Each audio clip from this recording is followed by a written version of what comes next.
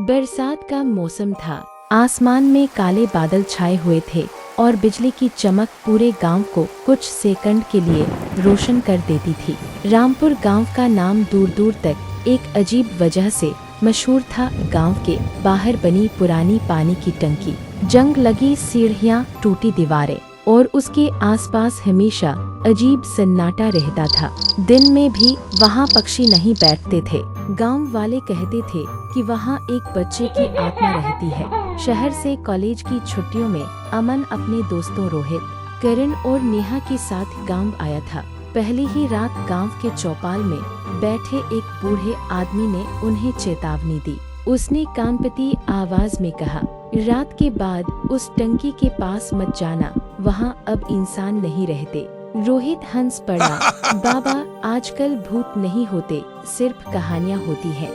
उस रात करीब 12 बजे चारों कैमरा, टॉर्च और मोबाइल लेकर टंकी की तरफ निकल पड़े। रास्ता पूरी तरह सुनसान था।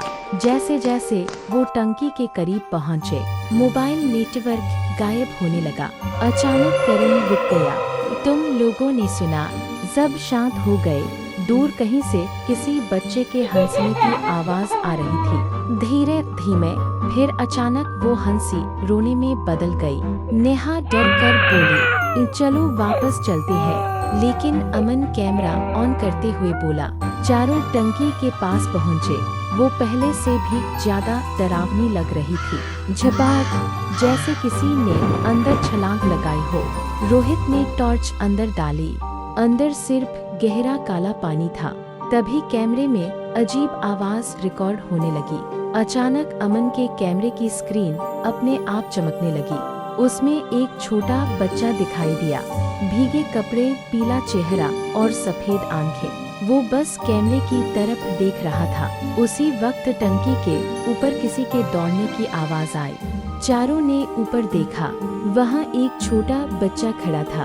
उसके कपड़ों से लगातार पानी टपक रहा था। उसका सिर एक तरफ टेढ़ा था। ये इंसान नहीं है, बच्चा धीरे धीरे मुस्कुराया। तभी करण अचानक चिल्लाया। उसके पैर को किसी ने पकड़ लिया था। पानी से एक छोटा हाथ बाहर निकला हुआ था। करण खुद को छुड़ाने लगा, लेकिन तभी दर्जनों हाथ पानी से बाहर आने लगे। छोटे सड़े हुए भीगे हाथ। उन्होंने करण को खींच लिया। बचाओ! करण चीखता रहा और अगले ही पल वो पानी के अंदर गायब हो गया।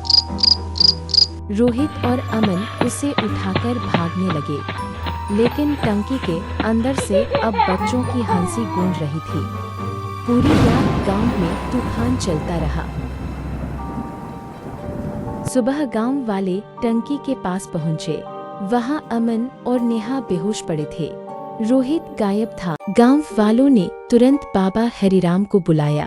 उन्होंने धीमी आवाज में कहा, ये सिर्फ छोटू की आत्मा नहीं, यहाँ उन सभी बच्चों की आत्माएं हैं जो सालों से इस टंकी में मरे। ये सब शुरू कैसे हुआ?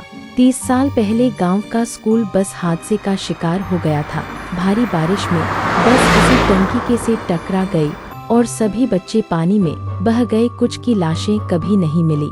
अचानक टंकी के अंदर से जोर की आवाज आई और अंदर से दर्जनों बच्चों की आवाज एक साथ गूंजी, हम अभी भी अंदर हैं।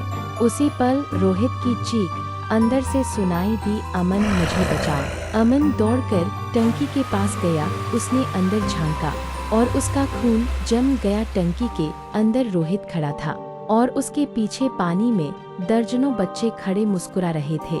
अब बहुत देर हो चुकी है, अंदर सभी बचा ने उस डूब दिया। लेकिन कुछ सेकंड बाद सब शांत हो गया।